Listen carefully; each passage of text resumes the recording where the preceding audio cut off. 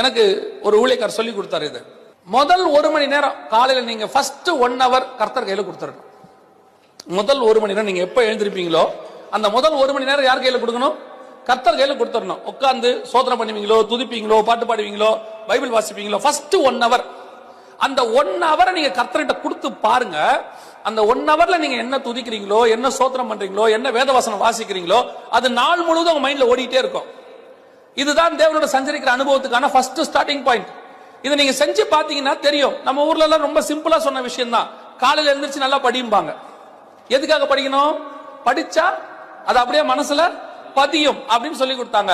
அதைத்தான் நம்ம பைபிள் சொல்லுது, அதிகாலையில் என்னை தேடுகிறவன் என்னை கண்டடைகிறார்.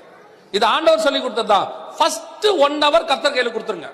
அந்த 1 hour நீங்க தேவனோடு கூட சஞ்சரிக்கும் பொழுது நீங்கள் தேவனோடு கூட அந்த வருகையில போகிறதுக்கான முதல் பேசிக் காரியத்தை பெற்றுக் கொள்கிறீர்கள்.